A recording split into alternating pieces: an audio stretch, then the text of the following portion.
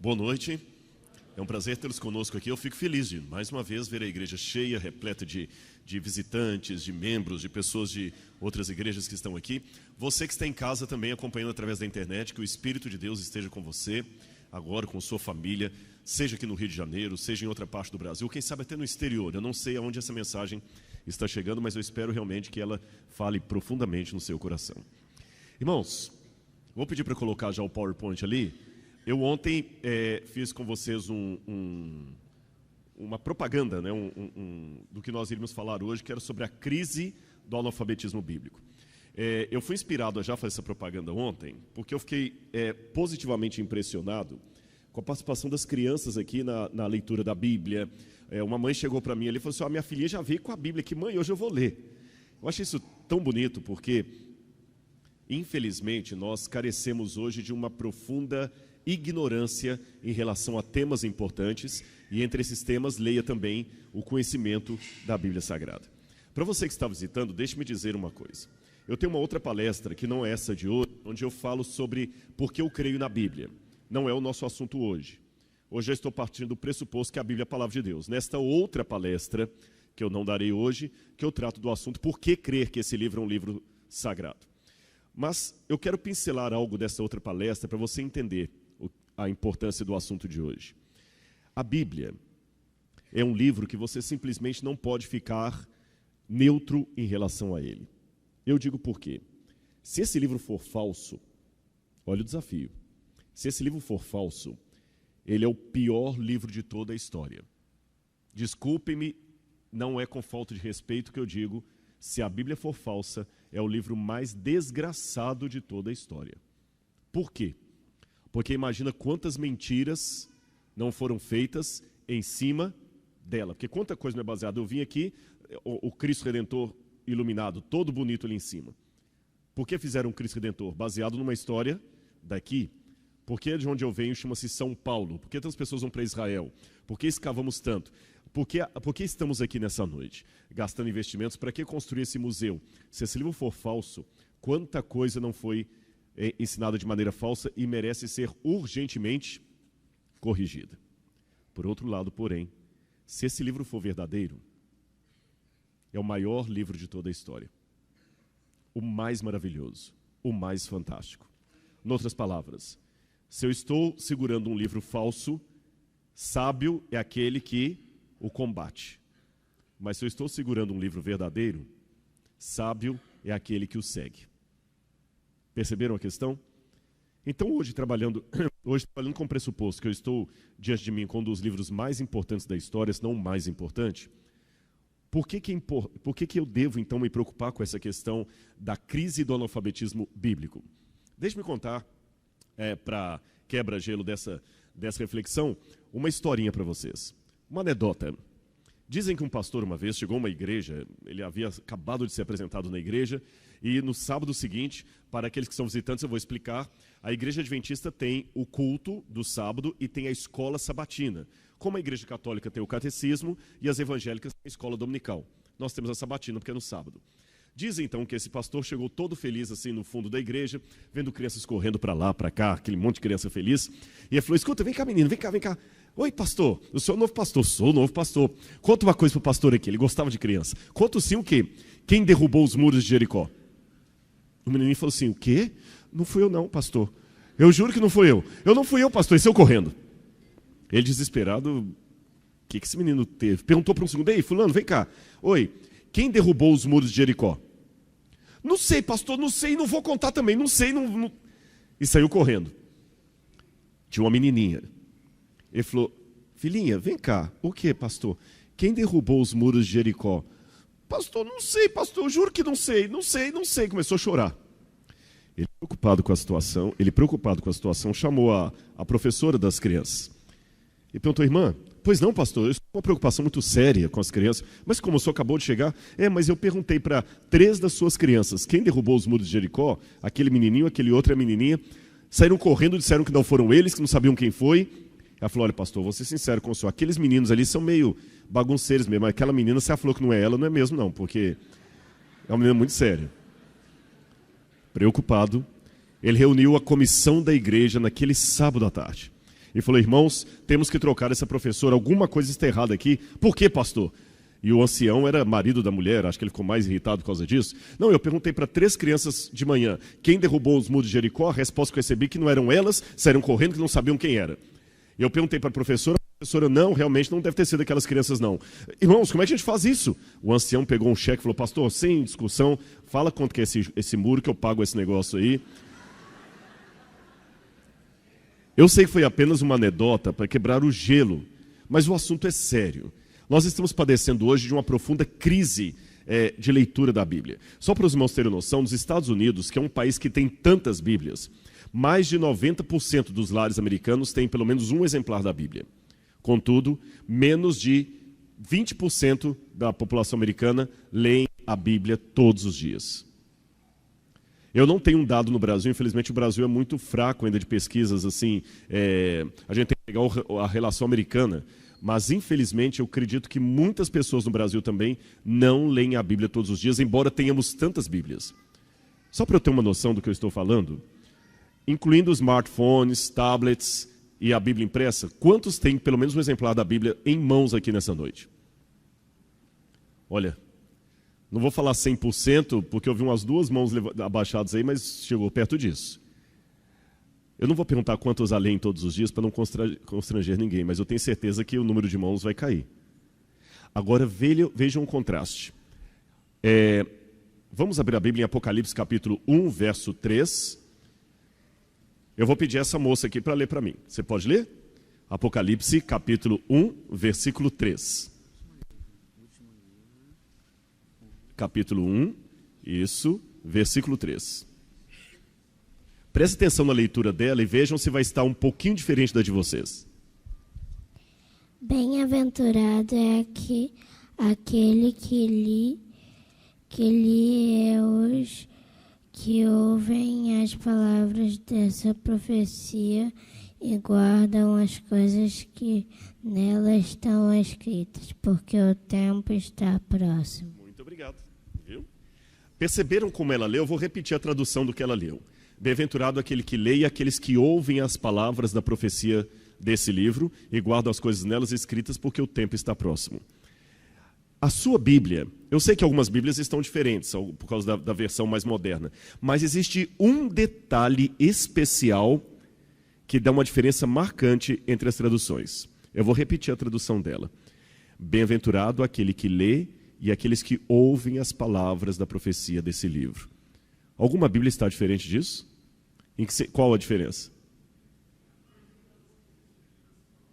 Os que ouvem, eles guardam, né? Sim, mas só essa frase, bem-aventurado aquele que lê e aqueles que ouvem, obedecem. Mas não tem uma diferença de modo verbal aí, não? De concordância verbal? Bem-aventurado aquele que lê e aqueles que ouvem. Não existe uma diferença de singular e plural aí? Como é que está na Bíblia de vocês? Ou de alguns aí? Em algumas Bíblias está bem-aventurados aqueles que leem e aqueles que ouvem. Na versão dela, bem-aventurado o que lê e os que ouvem. A diferença é que numa versão, todo mundo lê, todo mundo ouve. Na outra versão, um lê e os outros ouvem. Essa versão segunda é que está correta. No original grego, está bem-aventurado aquele que lê, singular, e aqueles que ouvem, no plural. Rodrigo, mas é uma diferença pequena, não é não. Sabe por quê? Sabe por que no original grego está bem-aventurado aquele que lê e aqueles que ouvem? O que vocês deduzem? Será que eles tinham tanta Bíblia assim para todo mundo? A Bíblia era tão rara e cara que a igreja cristã primitiva tinha às vezes só um exemplar ou um pedaço em que a pessoa teria que ler e os demais ouvirem. E muitas vezes as pessoas decoravam. Aliás, a Bíblia é muitas vezes feita de maneira mnemônica, ou seja, para facilitar a memorização. Se você pegar os Salmos, a poesia hebraica, ela é sempre em paralelismos. Sempre em paralelismos. A mesma ideia é repetida várias vezes. É como se eu dissesse, a menina era inteligente e bonita.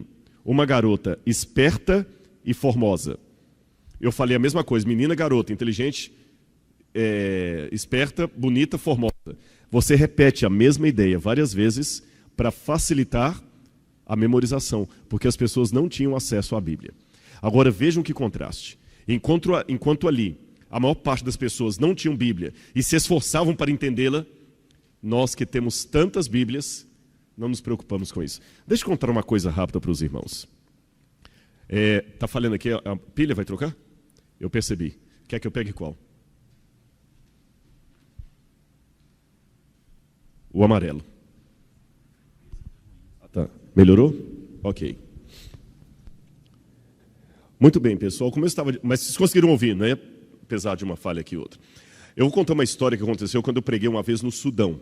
Na época havia só um país, não havia o Sudão do Norte e o Sudão do Sul. Eu preguei em Khartoum. E me chamou a atenção, naquele país, quando eu fui pregar ali, uma igreja, não tinha placa do lado de fora, que era um país muçulmano. O Khartoum deixava a igreja adventista ter um escritório, uma escola e uma igreja, mas nenhuma propaganda, não podia pregar em público. Eu tinha um rapaz lá que estava se convertendo para a igreja, e eu fui abrir a Bíblia para ele num shopping center para pregar para ele, quase que eu tive problemas com a polícia lá. E eu me lembro que eu preguei nessa igreja pequenininha, mas muitas pessoas sentadas em bancos improvisados com tijolos, no chão, e eles cantavam.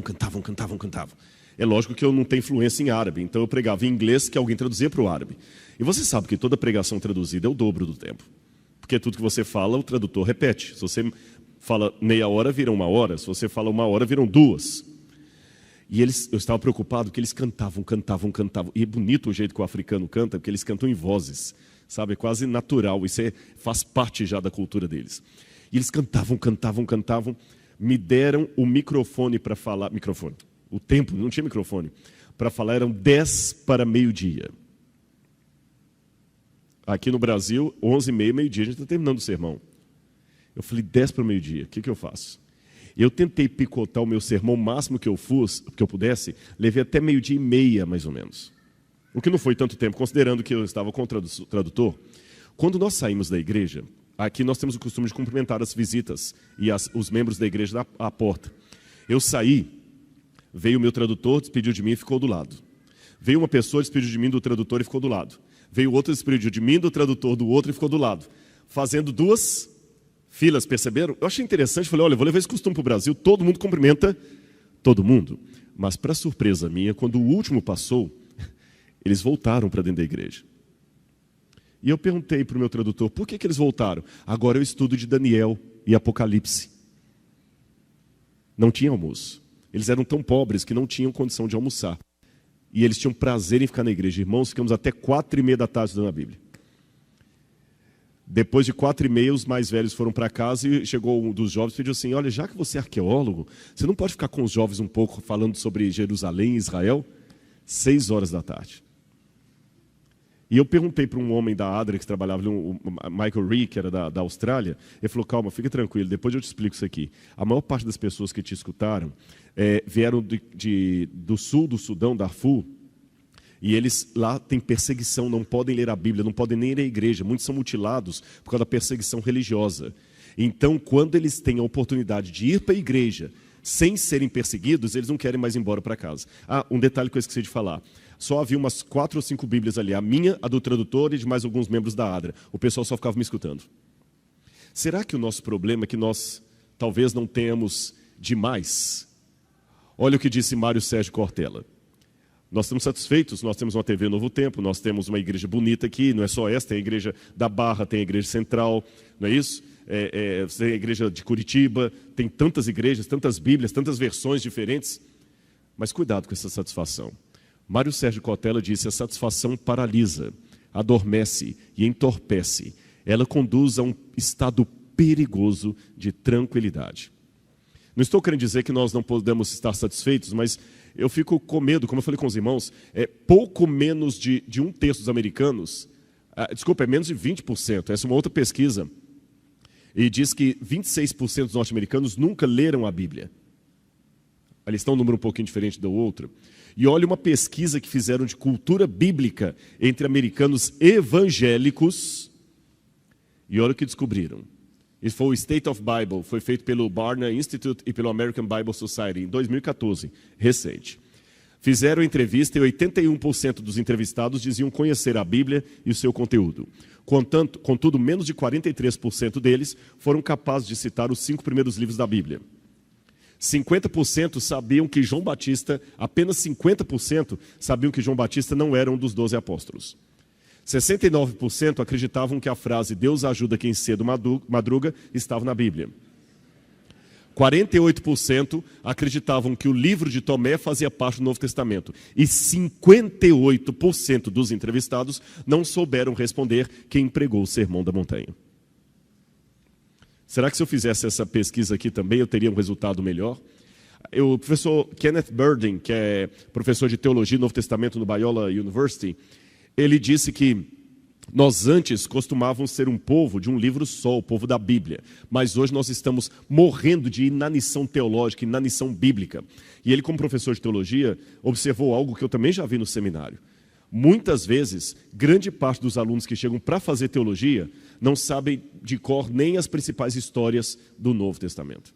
Cada vez que passa está menor ainda. E um recado especialmente, eu não quero aqui desrespeitar nenhuma religião, por favor, não interpretem assim, mas me permitam a digressão para fazer uma autocrítica do cristianismo moderno. E eu faço essa autocrítica baseada até numa frase de Augusto Nicodemos, um teólogo presbiteriano respeitadíssimo, que por muito tempo foi o deão da Universidade Mackenzie.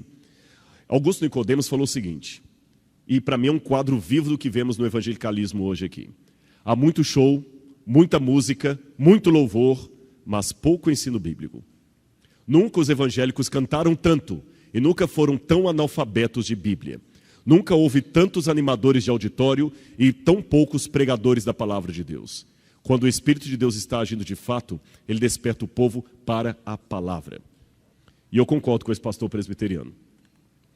Porque, irmãos, é lastimável hoje. Você vê muitas vezes algumas pregações em TV, alguma coisa, é mais um sermão de autoajuda, uma palestra de autoajuda enfeitada com a Bíblia. Eu fico pensando às vezes, eu estou cansado já, não que eu acho que a gente não deva animar as pessoas, não é isso. Eu ontem mesmo fiz um sermão aqui procurando animar as pessoas que estão com dificuldades e tudo, mas eu não posso resumir ou reduzir a mensagem bíblica a isso. Há pessoas que todo sermão é só a mesma coisa, é Davi lutando contra Golias. Você vai vencer os seus gigantes. É terça-feira do milagre urgente. Jesus hoje não é mais Salvador. Perceberam isso? Na época de Billy Graham, a ênfase dos pastores, dos pregadores era: venha a Jesus, você que é um pecador, aceite a Jesus como seu salvador pessoal para a remissão dos seus pecados e a sua salvação. Essa pregação desapareceu. Hoje a pregação é: meu amigo, minha amiga, você que está com problema na empresa, você que está com problema nos negócios, você que está com problema na família, você que está com problema nisso, vem aqui, nós vamos fazer aqui o óleo ungido em Israel, o sal ungido em Israel. Isso para mim é idolatria. E eu me preocupo muito quanto as igrejas estão cada vez diminuindo mais o uso da Bíblia para colocar a imagem do pastor, virou franquia. Algumas igrejas que é a igreja do fulano de tal, você chega lá e tem a foto do camarada de todo tamanho na porta. E onde é que está a Bíblia? Irmãos, desculpem, é um desabafo que eu faço, porque eu lido muito com secularizados, ateus e pessoas que não querem saber de Deus, e eu temo que às vezes nós, como cristãos, estamos dando o maior argumento que o ateu possa ter. Por isso que eu citei esse pastor presbiteriano. Muita cantoria, muito teatro, muita animação. Uma vez um ateu que estava ouvindo essa mesma palestra minha, ele estava na igreja e falou assim: obrigado, eu gostei do que você falou, porque eu fui a uma igreja uma vez com os amigos, e eles cantaram tanto, e gesticulavam, e levantavam a mão para cima, e tudo mais, e choravam, e riam, e pulavam. E depois que nós saímos, o meu amigo falou: então, você não sentiu nada de especial? Porque olha como é que nós estamos nos sentindo leve. E ele falou assim: olha, posso ser honesto, não quero ofender vocês. Eu sou professor de educação física. O que vocês fizeram lá é apenas estimular os hormônios do humor, a endorfina, da alegria. Isso eu faço na academia, as pessoas saem do mesmo jeito, vocês gesticularam, pularam. Perceberam? Eu acho que a gente tem que mostrar a razão da nossa fé. Por que eu creio que Jesus Cristo é o Senhor? Qual a diferença entre Sansão e Hércules? Porque hoje a história de Sansão é contada de um jeito tão banal, só de autoajuda, que eu acho que quase dá para fazer a mesma coisa com a mitologia grega. Hércules lutou contra o leão de Nemeia. Hércules lutou contra os seus inimigos. Hércules realizou os seus 12 trabalhos e enfrentou os titãs. Por isso Hércules conseguiu um lugar no topo do Olimpo, ao lado de Zeus. Você também hoje deve ser um Hércules. Qual é o leão de Nemeia da sua vida? Mas eu acho que a Bíblia tem que ser algo mais do que a mitologia grega. Ela tem que ter um poder que os mitos não têm. Por isso eu tenho que dar enaltecimento à palavra de Deus. A palavra de Deus. E, irmãos, o cristianismo está perdendo o conhecimento da Bíblia. Eu sei que a Bíblia fala em Oséias capítulo 4, verso 6, é um texto conhecidíssimo. O meu povo perece por falta de conhecimento. Hoje, aproveitando o gancho que teve uma novela recente aí sobre os 10 mandamentos, na Bíblia diz que Moisés chegou um dia para Faraó e falou assim: ó Faraó, o povo de Deus é escravo no Egito. Eu tenho uma ordem de Deus para você, Faraó. Deixe o meu povo ir. Eu diria que se fosse hoje, o imperativo de Moisés seria um pouco diferente. Se Moisés se reerguesse hoje contra os faraós modernos, talvez ele não falaria, deixe o meu povo ir. Ele diria, deixe o meu povo saber. Porque a escravidão egípcia de hoje é a falta de conhecimento da palavra de Deus. Não é deixe meu povo ir, é deixe o meu povo saber, deixe o meu povo conhecer. Agora que contraste. Uma pesquisa mostrou que 77% dos americanos acreditam que a maior parte dos valores americanos estão em declínio, estão tendo problemas morais na América. E 25% deles acreditavam que era falta justamente de entrosamento de questões temáticas espirituais, religiosas, inclusive a Bíblia. As pessoas não estão conhecendo a Bíblia hoje, não estão conhecendo a palavra de Deus. E para você, agora eu vou pedir licença aos visitantes para também lavar uma roupa suja em casa. Você que é adventista, você que é jovem que nasceu na igreja, por que você acredita no que acredita? Só porque seu pai e sua mãe falaram? Eu vou dizer uma coisa muito séria. Enquanto você não trabalhar sinceramente com a possibilidade de estar errado e vencer essa possibilidade com argumentos lógicos, o máximo que você pode fazer é dizer que está acostumado a pensar assim. Existe uma diferença entre crer e estar acostumado a pensar daquele jeito. Você crê ou você está repetindo o que todo mundo fala? A fé dos seus pais é a fé dos seus pais. Se você não tiver a sua fé, a fé dos seus pais não vai poder te ajudar muito. Porque a fé deles é deles. Você tem que desenvolver a sua relação com Jesus, a sua fé, saber por que você crê no que crê. Qual é a razão da sua fé? Mas eu sei que, continuando no rumo que eu estou, alguém pode falar assim, Rodrigo, desculpa, você está sendo muito dramático. O problema hoje não é a falta de cultura hoje, não é um problema só da Bíblia. Eu sou professor, talvez alguém diria aí, hoje o problema de cultura é geral, as pessoas não conhecem só a Bíblia, elas não conhecem também a história do Brasil, elas não conhecem matemática. Você está atribuindo um problema social da Bíblia que na verdade é muito mais amplo do que a Bíblia. Será? Será que... Eu quero pedir uma licença, antes de eu pedir isso aqui, deixa eu me perguntar, quantos aqui são educadores ou lidam com a área de educação? Quantos são professores? Vários aqui. Eu vou pedir licença para falar uma coisa completamente não ortodoxa aqui, e espero não receber pedrada de vocês. Quando os professores... Eu sou professor também, viu? Sou professor também. Quando os professores dizem que o problema hoje é a falta de cultura, que os jovens não são cultos... no passado também fazia esse discurso. Por exemplo, hoje não incentiva mais a leitura dos clássicos. Hoje não se lê mais Machado de Assis, Dostoiévski, Shakespeare. Não se leem mais os clássicos. As pessoas não conhecem, não se leem. Fala de Nietzsche, mas ninguém lê Nietzsche. Não se leem os clássicos. Mas hoje eu mudei um pouquinho o meu discurso. A pergunta que eu quero fazer para os educadores é o seguinte: será que o problema realmente é a ignorância absoluta? Será que existe mesmo ignorância absoluta? Eu vou explicar o que eu quero dizer. Me chama a atenção que o nível de conhecimento cai, mas o nível de letramento digital aumenta. Será que o seu aluno realmente é inculto? Eu vou explicar melhor o que eu quero dizer. Vocês lembram que John Locke, nos tempos dele, dizia que o ser humano é tábula rasa, folha de papel em branco, que o que você colocar na cabeça da criança, fica. Você sabe que os pedagogos hoje não acreditam mais assim. A criança não é mais folha de papel em branco. Quando você recebe o aluno em sala de aula, ele já traz um conhecimento prévio de casa. Ninguém é folha de papel em branco. As pessoas já conhecem algo. Aliás, vocês sabem que a pior injustiça é chamar, a palavra mais errada que usamos é chamar os estudantes de alunos. Sabiam disso? Sabe o que significa a palavra aluno? Sem luz, alumni. A gente ainda chama os estudantes por uma palavra que está desatualizada, porque aluno sem luz reflete essa época em que acreditavam que o ser humano nascia como tábula rasa, folha de papel em branco. Hoje os professores sabem que não. O aluno já traz muito conhecimento de casa, conhecimento prévio, mesmo as criancinhas. Você pensa que não? Estão atentos a tudo. Agora, então, se é assim, eu tenho a ideia, meus amigos professores, educadores, que o problema hoje não é a falta de cultura. Pelo contrário, não existe falta de cultura. Existe cultura inútil e perigosa. Hoje nós vivemos uma época de muitos doutores ou doutorandos em cultura perigosa e inútil. Pergunte para um jovem o nome dos 12 apóstolos, ele não sabe dizer. Mas pergunte para ele todos os personagens do Game of Thrones, ele sabe. E para sair um pouquinho da Bíblia, pergunte para ele a tabela periódica, ele não sabe. Mas pergunte o nome de todos os clássicos do futebol, ele sabe. Por isso que eu coloquei esse slide bem a propósito aqui. O doutoramento em estupidez e cultura inútil. Não sabe nada sobre a história do Brasil, para citar o conhecimento secular. Não sabe nada sobre economia, sobre a política. Digo, além daquilo que a TV apresenta. Mas ele sabe tudo sobre Big Brother Brasil.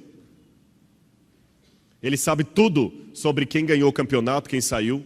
Ele não conhece praticamente nada de Dostoiévski, nada de Freud, nada de Sócrates, mas ele sabe tudo da vida de Ronaldo Gaúcho,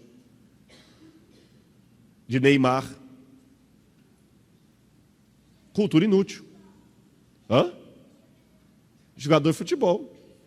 Mas veja bem, e o conhecimento que vale a pena? Cultura inútil. Aqui essas revistas que saem assim, olha, Xuxa revela segredos mais íntimos.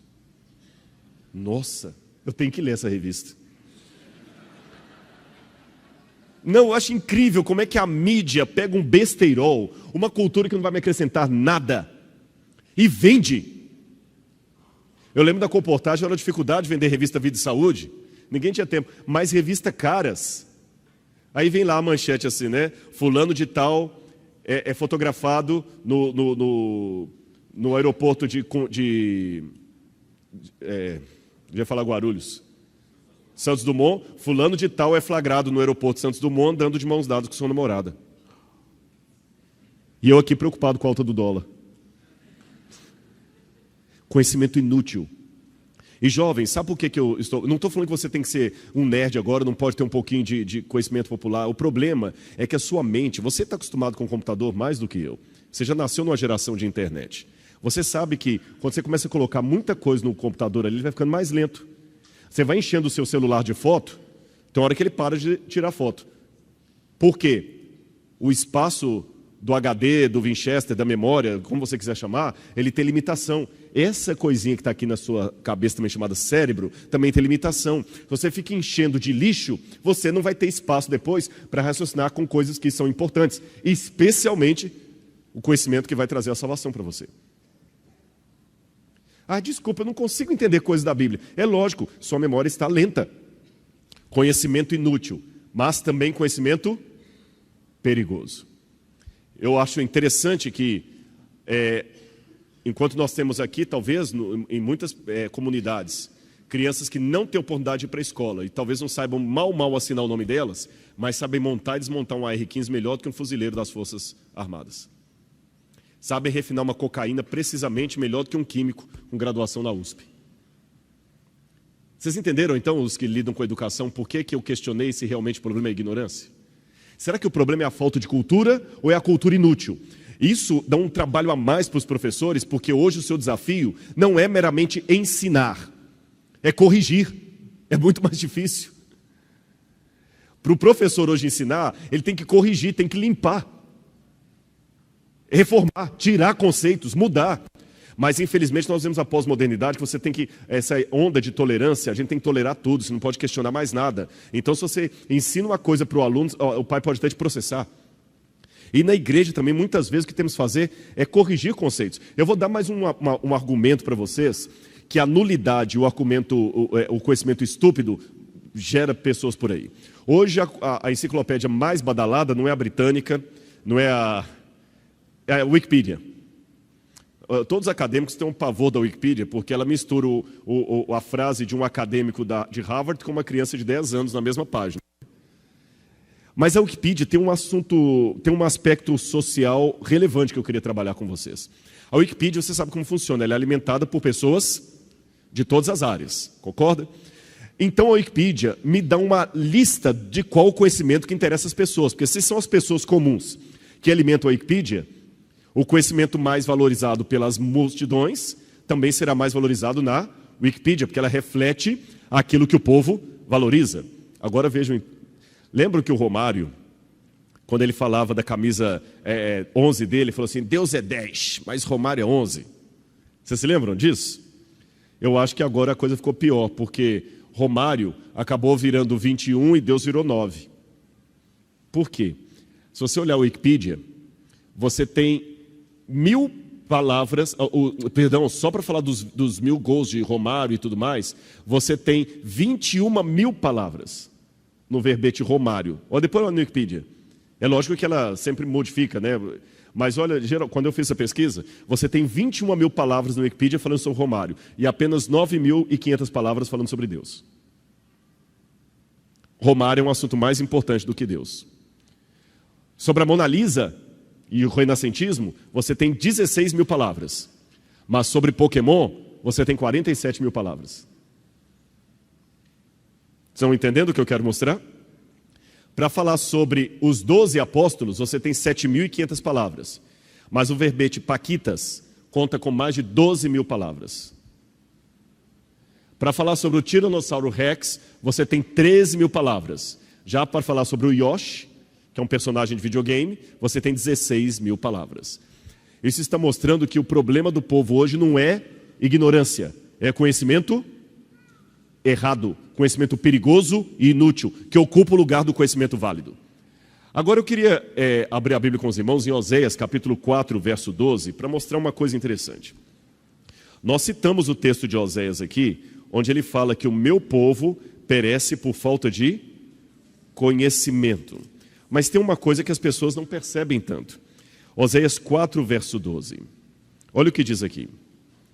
O meu povo consulta o seu pedaço de madeira, a sua vara lhe dá a resposta, porque um espírito de prostituição os enganou, e eles, prostituindo-se, abandonaram o seu Deus. O que eu aprendo de Oséias 4,12? O problema do povo de Israel, quando falava assim, o meu povo perece por falta de conhecimento, não é que o povo era ignorante, é que o povo era doutor em paganismo. Eles eram ignorantes em Javé.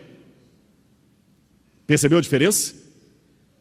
Eles tinham conhecimento, mas não de Deus, do que não prestava. E como é que na arqueologia eu vejo isso? Bom, eu posso mostrar para vocês, através de um exemplo arqueológico, que o povo de Israel e Judá se tornava cada vez mais doutor em paganismo e menos alfabetizado no Deus de Abraão. Vamos falar desse sítio arqueológico aqui, Tel Motzá, que fica pertinho de Jerusalém. Ele está a 3 ou 4 quilômetros da grande Jerusalém. E em Tel Motzá, eles descobriram uma coisa muito interessante, da época da monarquia. Um altar de sacrifícios. Isso chamou atenção porque o local do sacrifício era Jerusalém, era o templo. Mas mesmo com o templo funcionando em Jerusalém, havia ali do lado um altar de sacrifícios.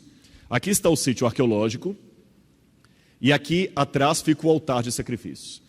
Deixa eu explicar para vocês, a diferença de um altar de sacrifícios israelita para um altar de sacrifícios de outras culturas, é que Deus orientou que o altar hebreu ele deveria ser de pedras brutas. Do jeito que ela estava na natureza, tinha que pegar. O altar pagão era de pedras lavradas, ou seja, como se fosse um tijolo mesmo, tudo retinho. Quando eu analiso esse altar, eu percebo que ele é feito de pedras brutas, exatamente como Deus orientou, ou seja, era um altar israelita. Se eu encontrasse só esse altar, pequeno, simples, eu falo, olha, o pessoal aqui seguiu aquilo que Deus ordenou. Porém, olha o que chamou a atenção. Junto ao altar, várias estatuetas. Você sabe, uma das coisas que marcam o sítio israelita é o fato de não encontrar ali estatuetas, ídolos. Mas olha quantos que encontraram ali. Olha a quantidade. Sincretismo.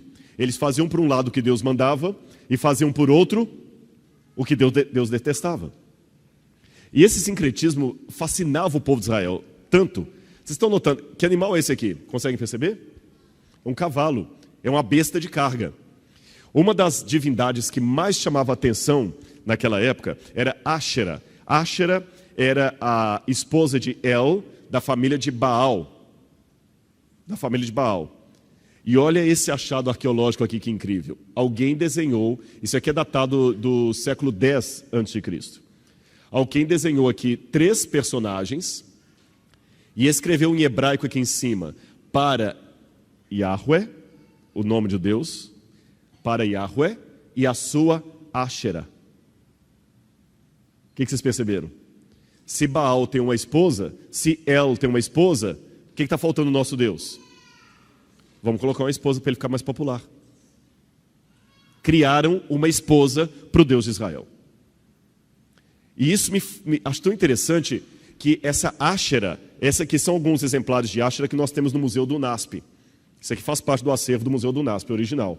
Áshera, às vezes aparece com a cabeça de um pássaro, às vezes com a cabeça de uma mulher. E ela tem os seios bem destacados e segura os seios, porque ela era uma deusa da fertilidade, usada na agricultura. Então todo mundo gostava, era moda adorar a Áshera, ou Astaroth também que aparece. Então criaram uma forma de tornar o judaísmo mais simpático aos vizinhos pagãos. Mas eu não terminei ainda. Às vezes, Áshera aparece montada numa besta de carga. Por isso que eu mostrei para vocês aquele slide anterior lá da besta de carga. Mas vamos juntar as peças do quebra-cabeças. Áshera era a esposa de El, da família de Baal. E ela às vezes aparece montada numa besta de carga. Uma mulher montada numa besta. Mas tem mais um detalhe. Áshera era uma prostituta cultica. Isso faz vocês se lembrarem de alguma coisa do Novo Testamento? Uma mulher prostituta montada numa besta? O que lembra para alguns aí? Apocalipse. A imagem do povo de Deus é justamente, a da prostituição do povo de Deus, João vê uma mulher prostituta montada numa besta. Viram de onde que João tirou aquela imagem? Deus trabalhou do conhecido para o desconhecido. Como João sabia que no Antigo Testamento a mulher montada na besta era símbolo da apostasia do povo de Deus, Deus usou essa imagem para dizer que isso iria se repetir. E hoje nós estamos com problemas de sincretismo também, de apostasia das coisas que Deus orienta. Irmãos, é interessante notar que na história de Israel, essa busca pelos ídolos só passou quando eles tiveram o trauma do cativeiro da Babilônia. Aí eu fico pensando, que tipo de trauma Deus talvez não nos obrigará a passar como um povo para deixarmos também os nossos ídolos. E qual era o grande problema do passado? Vamos tornar o judaísmo mais atraente. Deixa eu abrir uma notinha de rodapé aqui para explicar uma coisa para vocês. É lógico que eu tenho que tornar a minha religiosidade relevante para a sociedade. Lógico que eu tenho que tomar. Tem uma história que eu já contei, talvez alguns já ouviram na internet, eu vou repetir essa história porque ela cai bem aqui. Houve uma vez um episódio, fictício é claro, que um paraquedista pulou do seu avião e veio descendo com paraquedas, mas o vento soprou o paraquedas para longe e ele ficou enroscado numa árvore, pendurado ali. Desesperado, como é que ele descia? Embaixo da árvore passou um homem de terno e gravata, feliz com a sua Bíblia, possivelmente indo para o culto. E o homem de cima da árvore falou, ei, por favor, você embaixo. Ele, oi, ajude-me a descer. Ajudo. Ah, olha que legal, o senhor é um paraquedista. Sim, eu sou um paraquedista, realmente. Você me ajuda a descer? Ajudo, que legal. Olha, o senhor pulou de um avião que acabou de passar, não foi? Porque eu estava vindo, eu escutei o barulho do motor. Eu pulei daquele avião. Você me ajuda a descer? Porque tem incômodo, eu ajudo. Outro detalhe, o senhor é das Forças Armadas, o senhor é da Aeronáutica, porque eu estou vendo que o senhor está de uniforme. Eu sou da Aeronáutica. Você me ajuda a descer? Ajuda. Outro detalhe, eu estou vendo pela patente, o senhor é major. Aí já impaciente, o paraquedista falou, sim, sou major. E você é crente, né? Ele falou, eu sou, como é que o senhor sabe? Por causa da Bíblia? Ele disse, não, é que você está me falando um monte de verdade que não serve para nada. Eu temo que nós, como religiosos, estejamos falando um monte de verdades, eu não questiono isso, mas que não servem para nada. Nós temos que tornar o cristianismo relevante, sim. As pessoas têm que vir para cá sabendo que vão encontrar algo.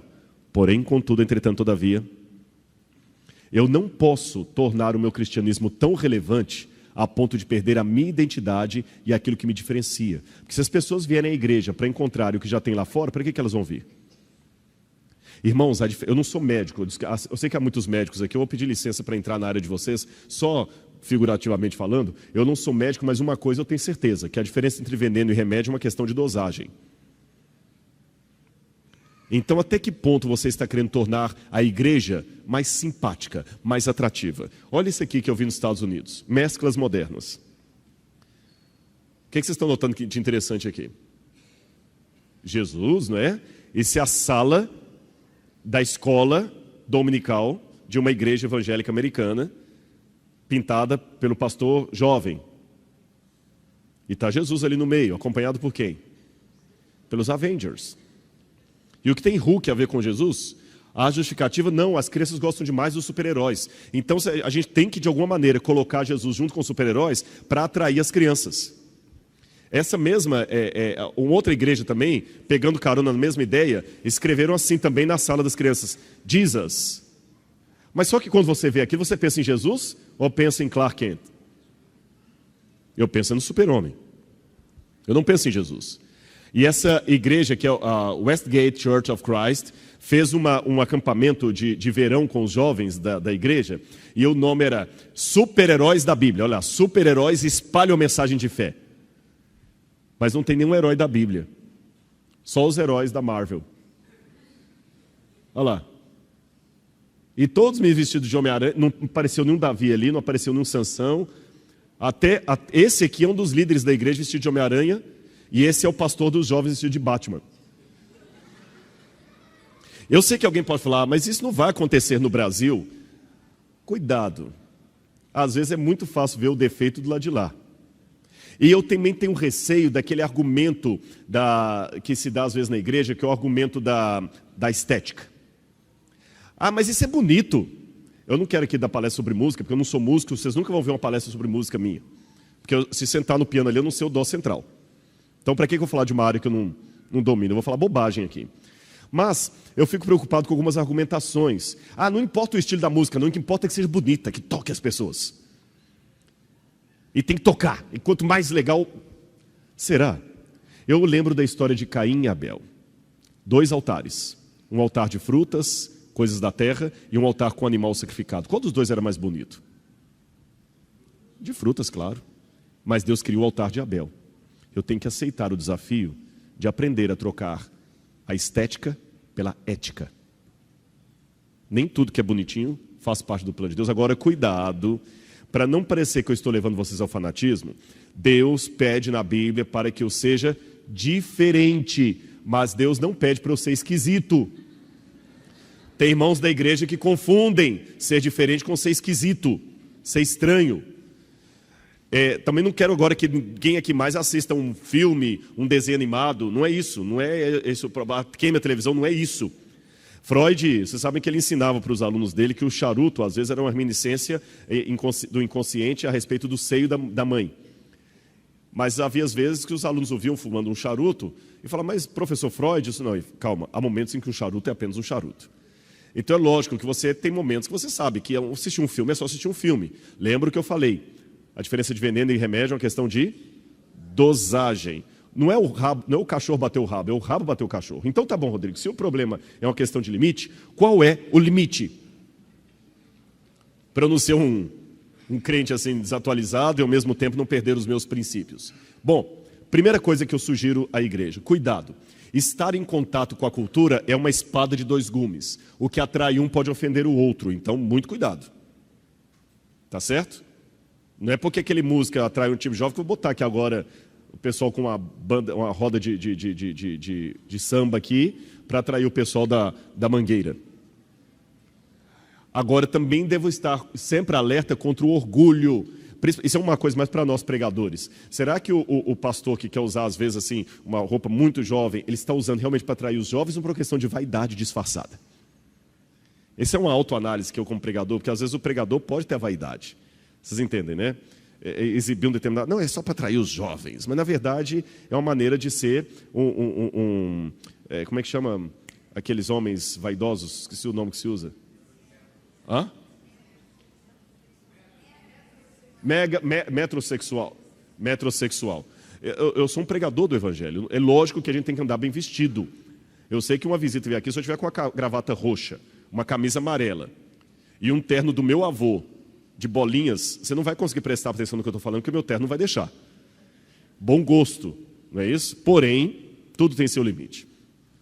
Outro detalhe, cuidado ao fazer o cristianismo mais relevante, em lembrar que muitos princípios do Evangelho estão extremamente fora de moda. Nem pense em se tornar um servo de Deus se você quer soar razoável para a maioria das pessoas ou se você quer influenciar um grande grupo de pessoas com suas ideias.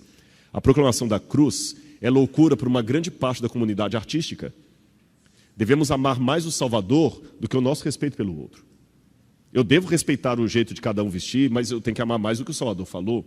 E eu não devo desprezar os nossos irmãos e irmãs de forma nenhuma. Irmãos, isso é um dado histórico que eu tenho.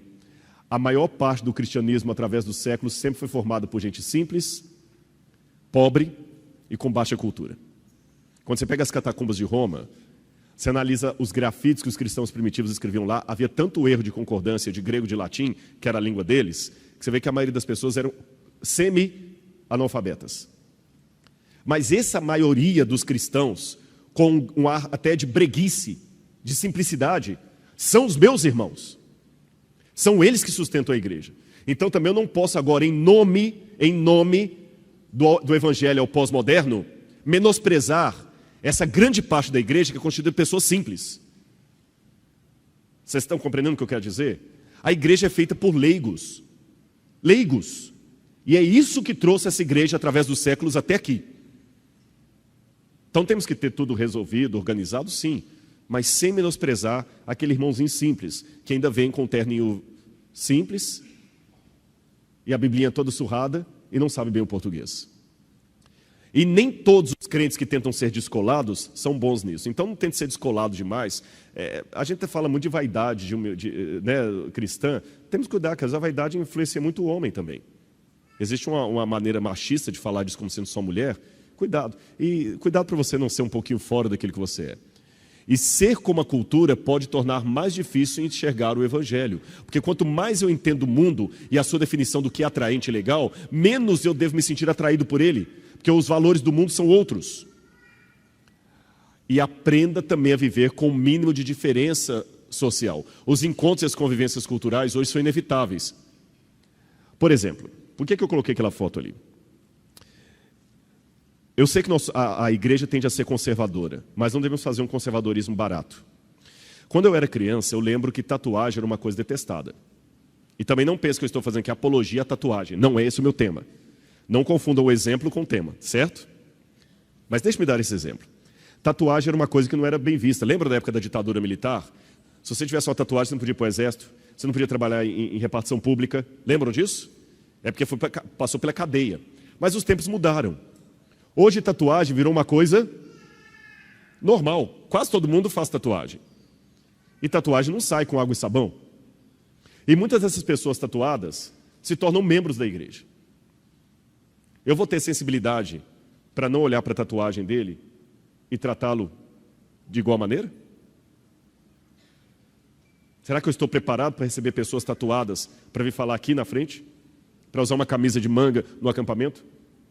Não, esse não pode ser líder dos jovens, não, porque ele tem uma tatuagem aqui, os jovens vão ver. Eu tenho que estar um pouco mais aberto.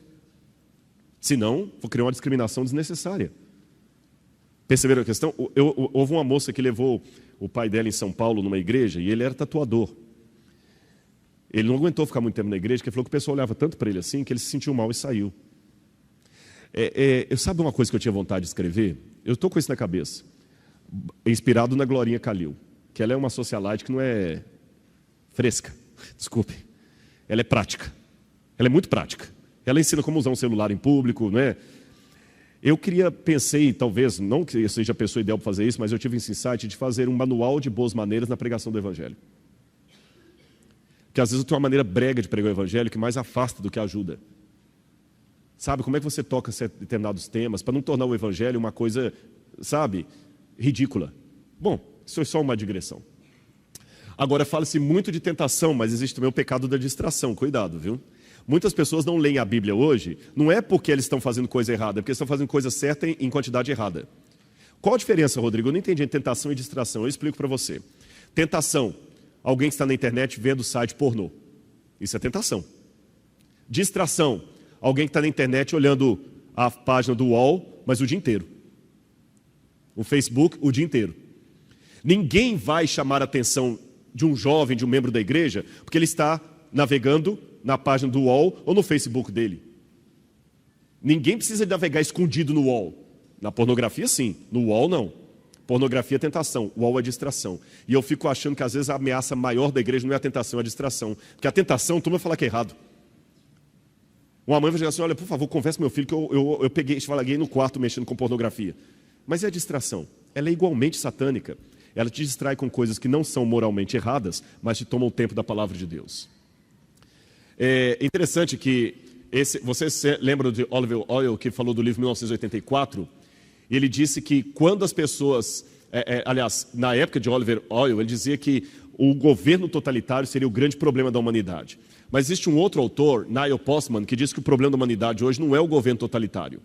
É quando as pessoas começassem a amar a opressão e a adorar as tecnologias que os governos autoritários fazem. Essa é a nova ditadura do século XXI. Eu tenho um também. Mas será que eu não amo isso aqui mais do que a minha vida? Perceberam a questão? O problema não é ter. O problema é colocar isso aqui como uma coisa que você não pode viver mais sem isso. Bom, prioridades hoje. Gasta-se muito tempo naquilo que é importante, não tem tempo para aquilo que é essencial.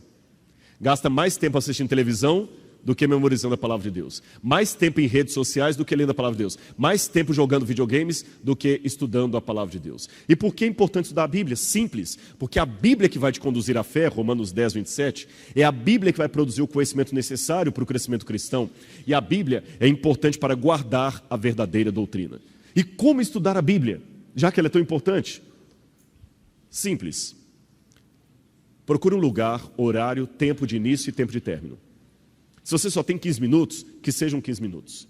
Leia com calma, medite, deixe Deus falar com você. Tenha um plano de estudos e metas a cumprir. Invista em ferramentas de apoio para os seus estudos. A igreja tem publicado, livros, lição da escola sabatina. Às vezes as pessoas fazem perguntas de Bíblia que se ela estudasse a lição, ela saberia melhor. E a melhor maneira de aprender é ensinar. Quanto mais você falar daquilo para os seus filhos, você vai mais aprender. E não esqueça o lado espiritual. Você não está lidando com um livro qualquer. Agora, quando e onde começar? Durante a infância.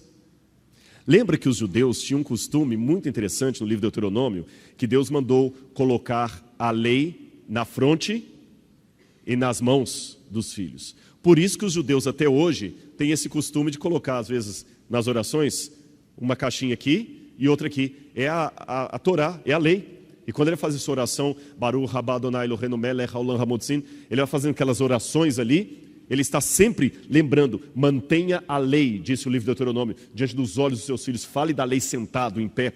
Irmãos, eu vi isso em Israel. Você tem duas classes de famílias em Israel, aquelas que são religiosas conservadoras e as que são liberais. O contraste é incrível. Quando eu fico num hotel mais religioso, diferente de um hotel mais secularizado em Israel, olha o que eu já percebi. E no verão, hotel secularizado, aquele bando de adolescentes sozinhos, com os monitores, correndo para todo lado, quebrando coisa, rindo, brincando, os monitores desesperados lá, sem saber como controla, aquele monte de garotas e rapazes, segurando para não dormir em quarto separado, para continuar dormindo em quarto separado, aquele monte solto lá, rindo, dando gargalhada e tudo mais. Quando eu estou num hotel religioso mais conservador, no sábado, eu vejo ao pôr do sol as famílias sentando com os filhos em grama, em mesa, o pai, o avô, o tio, que eles viajam juntos em família, e os filhos ao redor da mesa, e eles cantam. O pai começa a contar histórias da família, história do povo de Israel, e as crianças ficam todas assim ouvindo o pai. Comparando as duas situações, aqueles filhos de pais mais piedosos dificilmente largarão o judaísmo. Eles têm muitas barreiras emocionais para quebrar. O que está acontecendo na América hoje? Por que você tem... Quem já foi para os Estados Unidos aqui, você já viu a quantidade enorme de velhinhos trabalhando em Walmart, em pedágio? Aqueles velhinhos lá todos segurando, passando lá, você entra no Walmart, lá tem aqueles velhinhos lá puxando carrinho. Por quê? Eu pensava antes que era problema que a aposentadoria americana não dá para sobreviver. Solidão. O que a cultura americana ensina e está passando para o Brasil? O pai não tem tempo para o filho, porque ele tem que comprar muita coisa para comprar o Nike do filho. Ele não tem tempo para o filho, porque tem que comprar o Nike do filho. Aí ele trabalha, e a mãe também trabalha. A criança vai para a escola lá, período integral, mais ou menos das 8 horas da manhã até as 4 horas da tarde. Quando chega no Summer Holidays, que é o período do verão, o pai não tem tempo, manda o filho para acampamento, igual a sessão da tarde. Não tem tempo. Quando o filho faz 19 anos, sai de casa e vai para o college. Não volta mais. Quando esse filho cresce, o que ele vai fazer? Ele também não tem tempo para o pai. Bota no nursing home. E só visita no dia de ação de graças e no Natal. Às vezes tira o velhinho de manhã, leva para casa e devolve à noite. Não tem apego. Será que isso não está começando a acontecer no Brasil também? Você, irmãos, desculpa, é muito fácil você falar, Rodrigo, você não tem filho. Olha, eu não sei, mas eu sei de uma coisa. Eu posso não falar, mas eu fui filho de alguém. Estou repetindo o que pais piedosos disseram. Arrume, se vire, dê tempo para os seus filhos. Se você não fizer isso, um traficante vai adotar seu filho. Ele vai ter tempo que você não tem. O colega da escola vai ter tempo que você não tem. Aproveita, ensina a Bíblia, senta com ele, mostra as razões da fé, mostra que você o ama. Coloque a prioridade na Bíblia. Diminua um pouquinho a TV a cabo, mas ensine, estude a Bíblia, faça o culto do lar, culto de pôr do sol. É isso que devemos fazer. Porque quando eu vejo essa imagem do Apocalipse, essa imagem dos judeus tendo a lei diante dos olhos e das mãos, eu lembro de outra imagem do Apocalipse, onde a besta, o anticristo, também colocará uma marca na testa e na mão. Não seria uma contrafação daquilo que Deus mandou? Deus mandou colocar a lei diante dos olhos e na mão. O anticristo coloca a sua marca. E o anticristo, hoje, embora a marca da besta ainda não aconteceu no sentido profético, de maneira simbólica, eu posso dizer que o anticristo está começando a colocar mini marcas na nossa juventude. Embora eu saiba que a marca da besta ainda não saiu. Quero deixar isso bem registrado. E proteja-se. Como diz a Bíblia, tomai também o capacete da salvação, a espada do Espírito, que é a palavra de Deus. E aprenda, meus irmãos, o ouvir, a fé vem pelo ouvir, e o ouvir da palavra de Deus. A mesma palavra de Deus que transforma vidas vai continuar transformando o seu lar. Sabem qual que é a pior tentação para um ministro? Sabem qual é a pior? Vou revelar para vocês. Há muitos pastores aqui. A pior tentação para um pastor é começar a usar a Bíblia profissionalmente. O dia que você usa isso aqui de maneira profissional, você perdeu o seu ministério. Mas não seria talvez a pior tentação para você?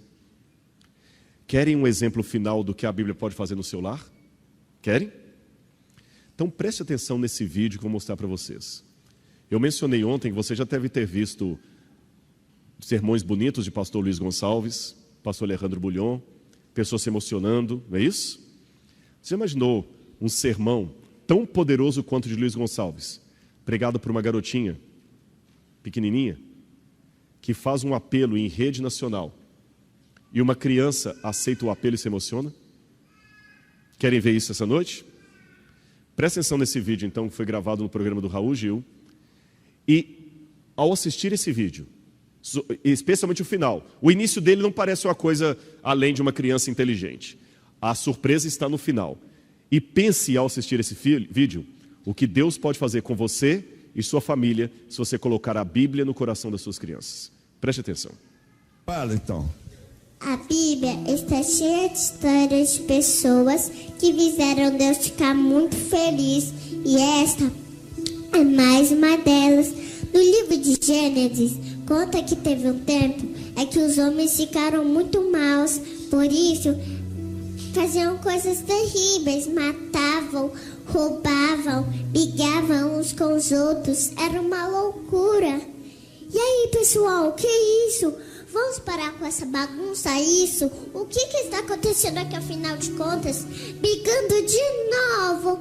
Mas que coisa, você só sabe arrumar confusão, hein? Ponto. Chegou, Santi. Sai pra lá, não é? Vem se não se mete, for chamar, tá legal? Vamos querer saber você não, cara?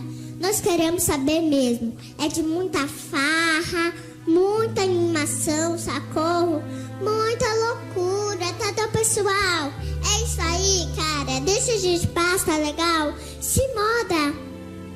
Esse é Noé, o homem que sempre procurou obedecer a Deus. Ele foi o único homem bom, de todos os que viviam naquele tempo.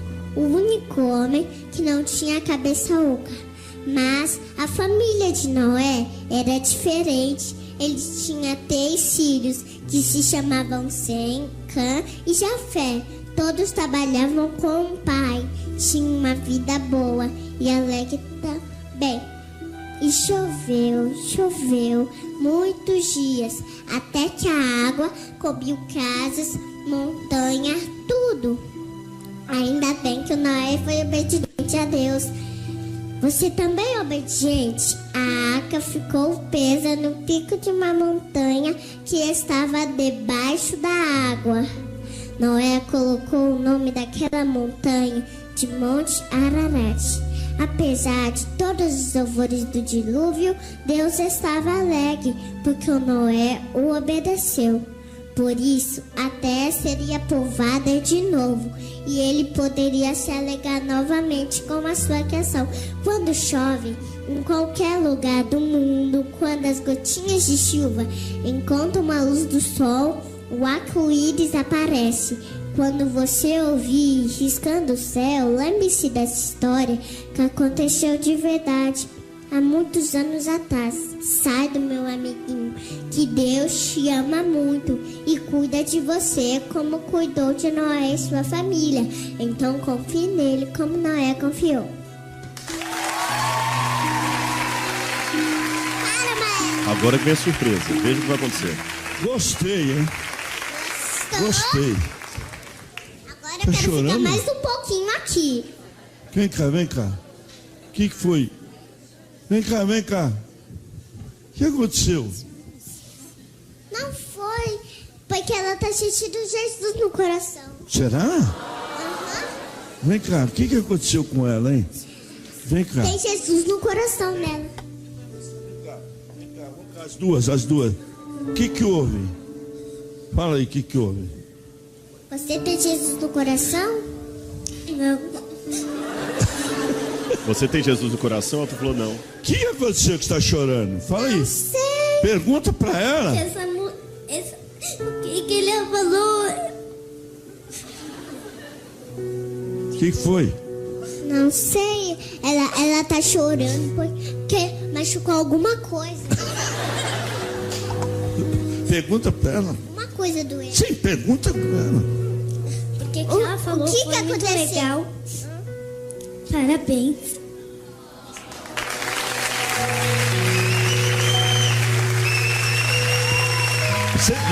Você quer orar pra ela também? Quero. Ajoelha aí que ela vai orar pra você. Atenção, fala no microfone. Querido Papai do Céu, abençoe a Yasmin, dê a ela muita saúde, paz e muita felicidade para ela e para a sua família. Em nome de Jesus, amém.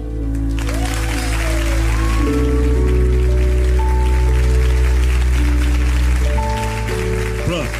Melhorou, Yasmin? Então fala pro auditório por que Orei, você tá... agora ela não tá mais chorando, ela ficou feliz. Hã? Ela tá feliz agora. Pergunta pra ela. Você tá feliz? Tô. Ela tá. Tá. Pergunta pra ela por que ela tá chorando, que eu não entendi até agora. Por que você tá chorando? Porque você é muito linda, você conta bastante história de Deus. Você conta todas as histórias, todo mundo chora. Presta atenção, olha. Que tem alguma coisa na família, Ó. eles choram. Que tá acontecendo essas coisas, né? O que tem? Meu coração.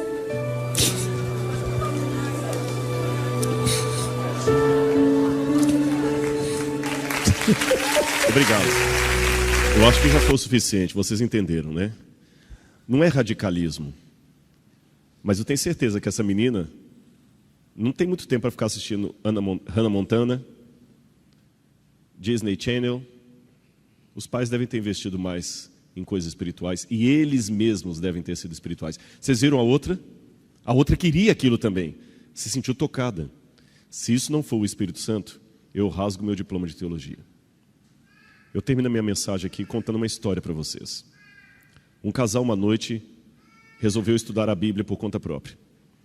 E depois da primeira leitura, o homem virou para a mulher e falou assim: mulher, se esse livro estiver certo, nós estamos errados. Na segunda noite que ele estava lendo o livro, ele falou assim: mulher, se esse livro estiver certo, nós estamos perdidos. Mas na terceira noite, ele concluiu agradecido: se esse livro estiver certo, nós podemos ser salvos. E eu tenho certeza que esse livro está salvo, que está certo. E você pode ser salvo pela mensagem que ele traz. Que Deus abençoe cada um. Vamos estudar a Bíblia, vamos conhecer a palavra de Deus. Amém? Nós teremos agora uma música final. Ok? Vamos fazer oração então? Vamos ficar em pé e fazer a oração final.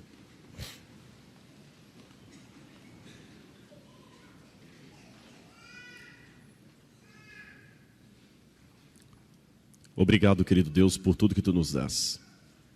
Obrigado pelo conhecimento extraordinário que nós temos de Ti e das Tuas verdades a respeito da Bíblia Sagrada. Dá-nos, Senhor, vontade de estudar esse livro. Dá-nos, Senhor, vontade de conhecer essa mensagem que tem transformado tantas vidas ao redor dos séculos. Oh, Pai, se o Teu poder pode usar uma garotinha daquela, pode usar a qualquer outras pessoas também, desde que se entregue em Suas mãos. Eu coloco a todos nós aqui, Senhor, diante do Teu altar, para que Tu possas nos usar, revelar-nos a Tua vontade, a Tua verdade, e dar-nos a certeza de que não estamos órfãos, porque nós temos um Deus, em nome de Jesus. Amém, Senhor. Amém. Uma boa noite, eu gostaria de me despedir de todos a saída.